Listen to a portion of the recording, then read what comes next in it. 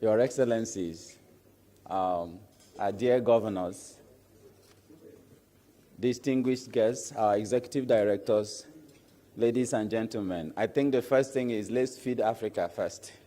As we talk about how to take Africa to new levels, we need to sustain ourselves now. As the president of the bank always says, we have to take 2 tablets after food.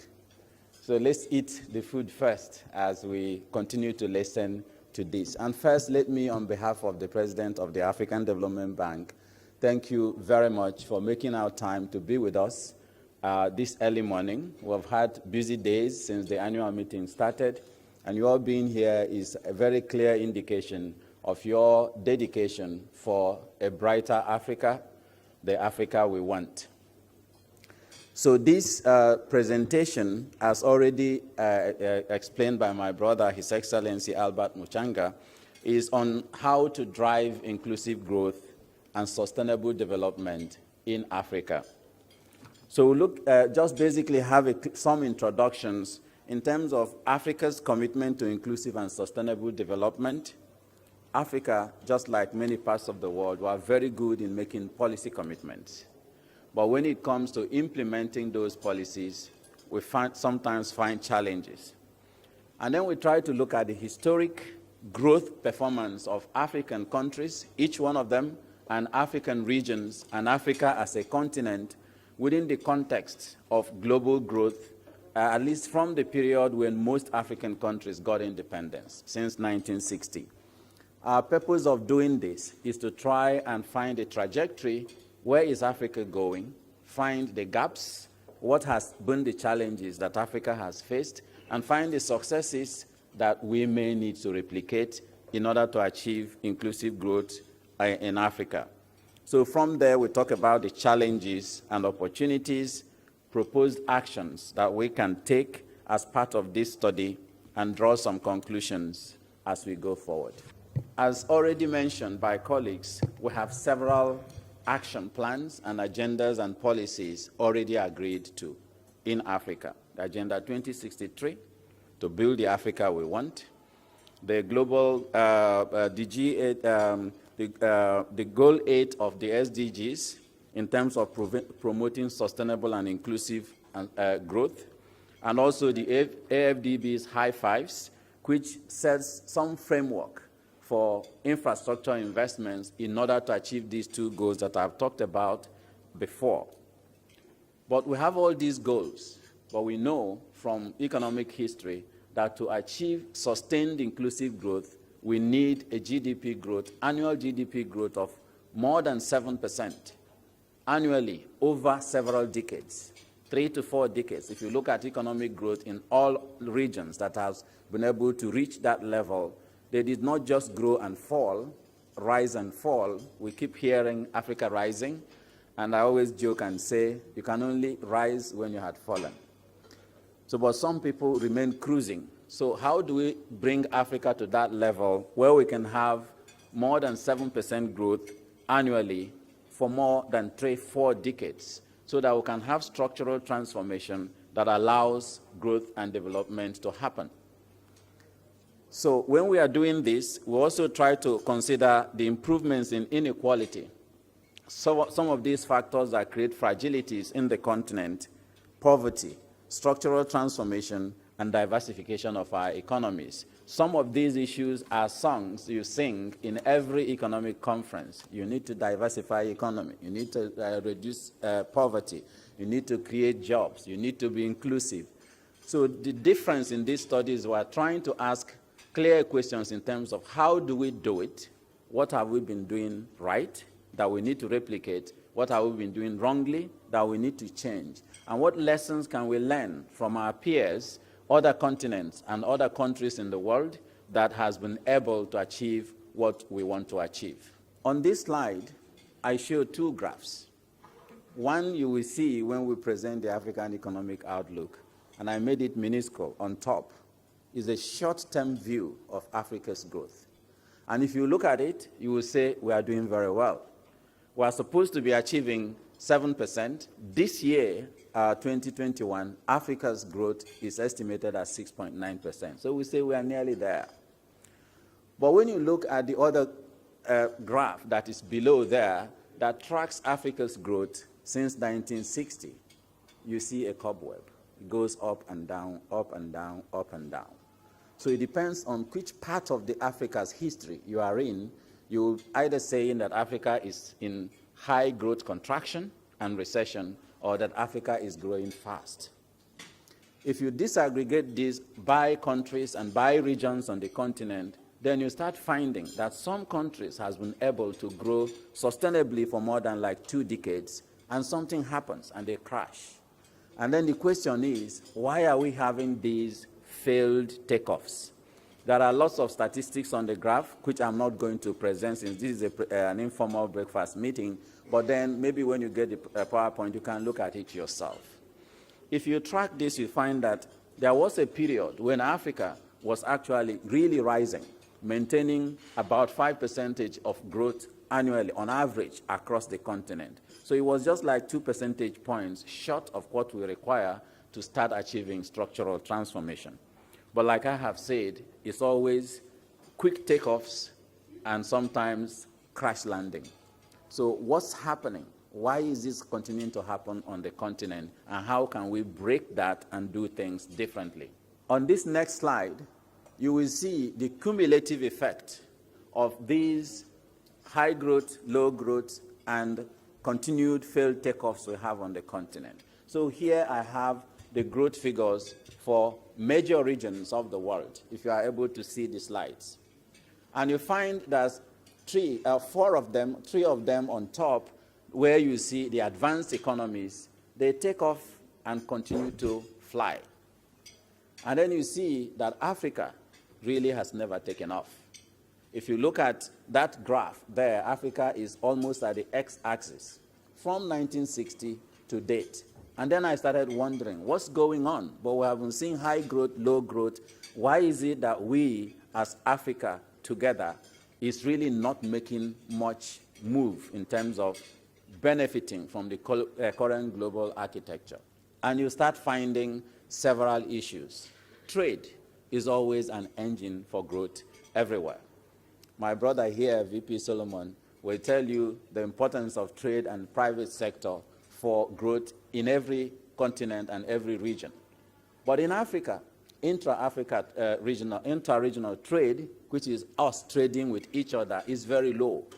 At the time we did this, it was 15%. Now it's going up a little bit to around 17%, but that is still too low compared to different regions that has been able to break that vicious cycle of poverty that we're talking about.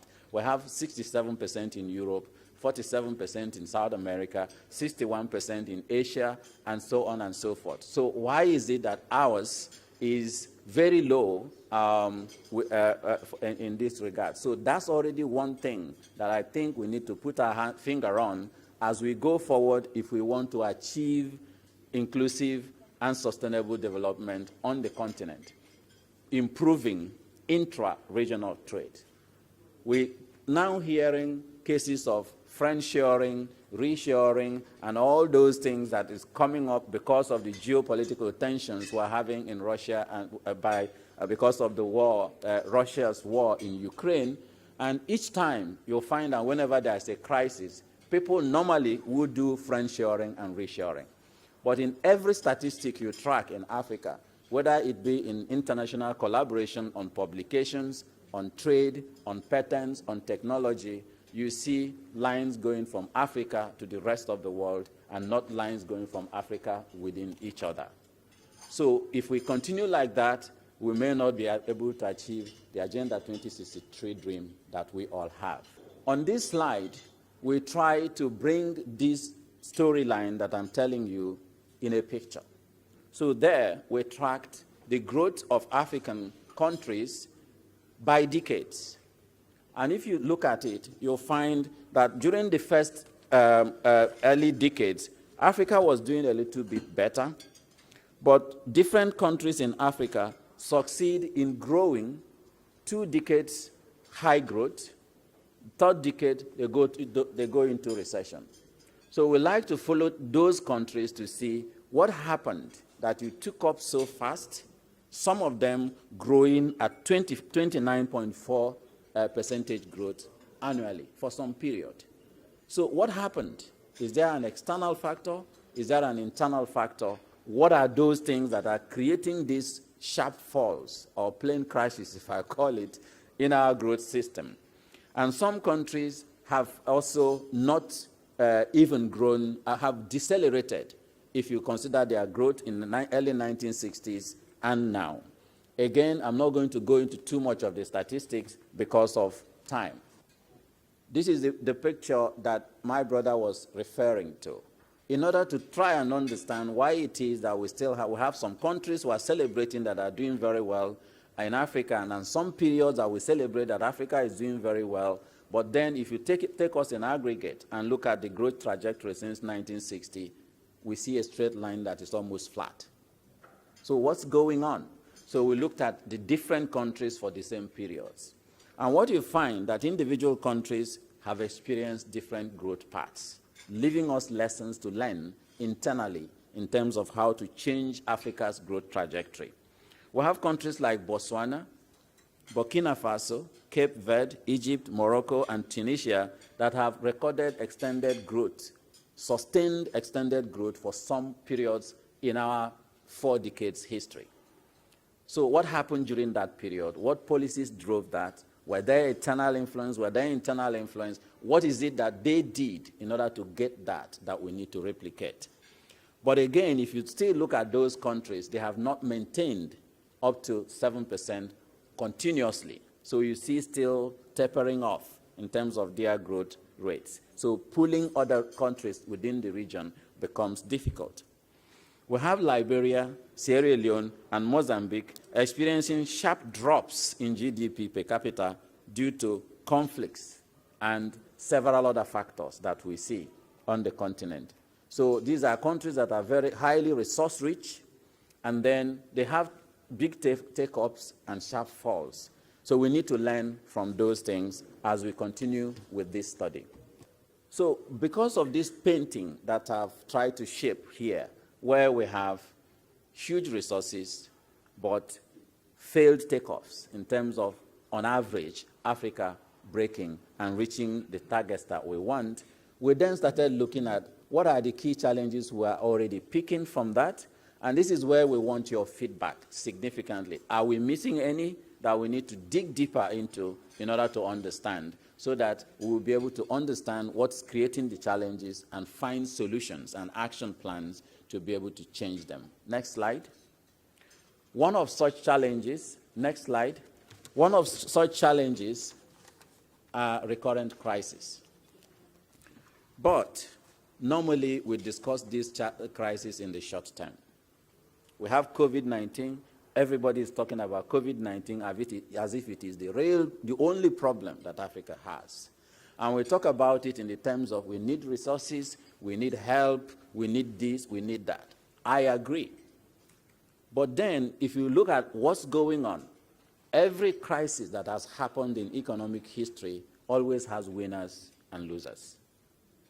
And the winners and losers are defined by several factors that are consistent across every economic crisis that we've had. In the post-Second World War period that created the economic architecture we have today, we had Europe and America that saw opportunities for trade and containerization of trade because there were decimation of trade infrastructure and logistics during that period. That's how WTO was born. And these countries that saw these opportunities saw huge benefits from that crisis. So if you look at the post-Second World War economic growth in Europe and the United States, they saw huge takeoffs. We have another crisis now. What are we going to do? So for me, I'm making that statement there boldly to say that COVID-19 and other global headwinds is not the problem for Africa's growth. It's actually structural. How we do development, how we approach development, and how we react to crisis. We don't prepare, and we don't often learn. I'm hoping that this one, we are really learning and we will change the way we do things. And why do I say that? Economic development is driven by three forms of capital. One is natural capital, basically the natural resources we have, and that is actually the real thing that is in any economy we're thinking about. Second is produced capital. All these things we see, but they are produced from nature, from natural capital. And the third one is the means of exchange, financial capital, money, which you then use in order to trade the produced capital or transform natural capital to produced capital. Africa is very rich in one of them. The third one actually is social capital, because the finance is linked to the produced capital. So the population that is trading in the market. So we need social capital, we need natural capital, and we need financial capital, growing the produced real economy. And Africa is rich in social capital, where 16% of the global population, the most youthful population in the world, and by 2030, 2050, between Africa and Asia will constitute about 80% of the global population. So we're not lacking in that. We have natural capital, as you see here. I call it the Commodities Conundrum. Africa has huge, massive potentials in every economic development era that you have looked at. There have been 4 industrial revolutions that we have seen. The first, the second, and the third were driven by Africa's resources. Now, the fourth industrial revolution now is technologies. Again, Africa has huge opportunities in that area, and my brother is going to be running an event on digitization, and already in the meetings we have seen how digitization is really the bane for the new economy that we are looking at. What are we going to be doing? Will we sit back and still be the continent that produces the resources, primary commodities that will support this development, but wait for the produced capital from the rest of the world that will pay for at a factor of 10? The wood that made this in the market maybe has not cost up to 10% of this lectern in terms of in the produced capital. So one of the things we are seeing is that all these potentials are good for us, but what will help us is finding technologies, tools, and measures to transform them to produced capital. Because the current economy that we are all living in is driven by produced capital. So let's try and see how we deal with that as we go forward. The second one, we see that we have actually been trading and focusing on a market whose value is declining over time. So there is no, it's not blue sky science to understand why that graph that I showed you was flat. Here, we try to map the nominal and real prices of commodities in global markets, and especially commodities that come from Africa, that Africa trades with the rest of the world. So if you think about cocoa, think about coffee, think about cotton, think about tea. We also did it on oil, crude oil, platinum, cobalt. All these commodities, the real price is going down since 1960. So by selling more and more and rejoicing that you are getting more income, you are actually losing wealth. Exporting jobs. Exporting your capacity to participate in the financial markets. So we need to think about how to change our growth driver from commodities to produced capital. Because if you don't add value, markets in economics only pays for value. So if you don't add value, we don't get value. So we need to think about how to transform our natural resources as we go forward. And if you go to the next slide, you see the same story in terms of cocoa production, where Africa has over 75% of cocoa that's traded in the world. But the value of, we only sell cocoa beans and account for only 21% of cocoa grinding. Simply cocoa grinding. And I mean just grind it. And we sell the cocoa, and others will grind it and produce chocolates. The chocolate market is worth trillions of dollars. So let's think about what we do with the resources that we have. That's a major issue. Crude oil is the next one. So if you look at this slide, you see exactly the same thing. In each case, you already begin to see why our growth is going up and down, because it's tracking commodity prices in the global markets. And guess what? We don't control the price in that market. We don't define it. So we're a price taker. So this is one of the things that we really need to look at. The next one is copper. Next slide. Copper. The time I did this study, I looked at Zambia and South Africa that exports 43% and 21% of total global exports in 2018. But that market that are playing was worth only $12.4 billion US dollars if you sell your raw copper.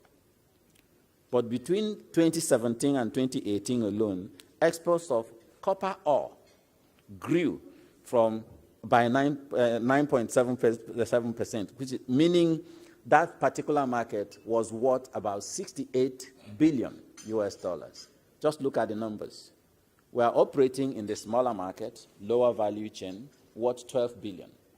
We have 43% of that market, so consider how much we got. 43% of 12 billion. But just grinding that copper, the market is already transformed to 64 billion. So the people who are getting value from that copper is not us. We're actually providing raw materials for the produced capital which the markets pay for. If you actually even go further and look at copper concentrates, the value even goes even higher. I tried to follow the copper to where it goes, and it wasn't economies that are wealthier than we are or that had higher technologies than we are.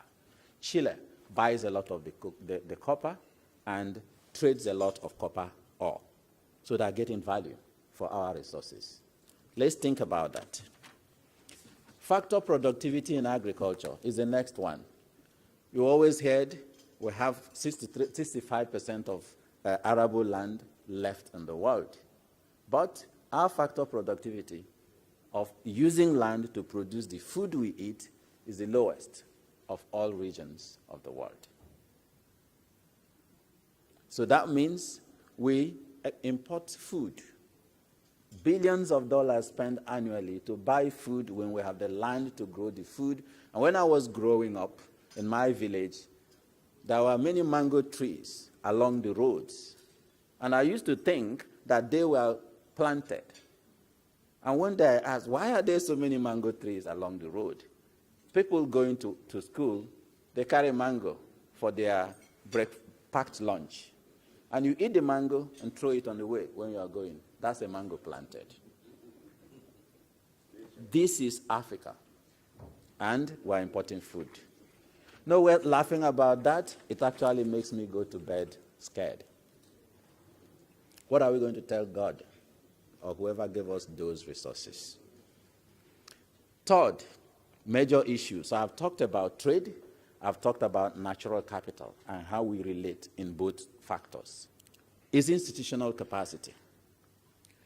Here, we try to map institutional capacity, the indicators of institutional capacity in Africa. And you see that there are very low scores. Whether you are talking about public financial management, economic policy management, quality of budget and financial management, or governance, all those factors will score very low. Again, just like Africa's growth pattern, you see it goes up, comes down, goes up, comes down. What is really happening? And if you look further, why we're picking institutions is because institutions everywhere in the world, if you look at institutional economics, It tells you that institutions define transaction costs. The cost of shipping your cocoa from Cote d'Ivoire to Ghana is defined by the quality of the institutions that controls transport, the logistics, and all those things. And to move, that's why the cost of moving even within the continent is very expensive. It defines the transaction costs. It creates markets. It causes specialization and division of labor, productivity, and economic performance. So without building these institutions, we cannot have the economic performance that we have been already talking about. Next, you look at the behavior of people within the economy. The same way, the behavior of organizations, process of creative destruction, technology, and everything, institutions define them. So we need to invest heavily in the quality of our institutions. If you look next on that, and the next slide that's on there, we compare Africa with the rest of the world. And again, we're on the x-axis. We're investing less than 0.5% of our GDP on research and innovation. So how will we innovate? Other regions are investing 2-3%, and that is how they are rising in their economic development. Regional integration and trade is a key thing. I have to rush because of time. And if you also look at the regional integration and trade within the continent, I've already shown you the picture. We're not doing so well. We now have ACFTA. I hope it will not just be policy on paper, that we really focus on trading with each other. This is how economies grow. Next slide is on structural transformation. Because of what I've just shown you, we try to look at indicators of structural transformation in Africa since the 1990s. The continent has not changed. We disaggregated it in different countries, and you'll find that some countries in Africa has made some progress, but a lot more could still be done. So if you look at all these factors, we have challenges that we as Africans can address, and it actually depends on us to do so. Of course, there are other challenges that are exogenous to us that we need global cooperation to deal with. One of them being climate change, which we are discussing now, being global insecurity, like the Russia-Ukraine war, and terrorism around the world. All these things change factors of production and logistics in the market. And then geopolitics of development is another major thing that we need to think about, and spillover effects of other global market trends. Because we don't have those 5 key issues that we have seen that drives development around the world, our economies are very vulnerable to shocks outside our economy. So the dollar appreciates because we borrow in dollar-denominated debt. Our debt has increased. You haven't borrowed more, but your debt has increased because you now have to pay higher interest rate. And then debt vulnerability increases because the rate of risk of default increases, and then the cost of debt increases, the cost of capital increases, and then it's just a vicious cycle. So we need to think of how to break out of those issues if we really want to move forward. And to do that, infrastructure is a major issue. Investing in infrastructure, and this is what the African Development Bank focuses on. I'm not going to dwell on it. We know that infrastructure changes factors of production. It increases productivity. But again, the way we invest in infrastructure is key. It has to be productive infrastructure. It's not political infrastructure, or even social infrastructure to some extent.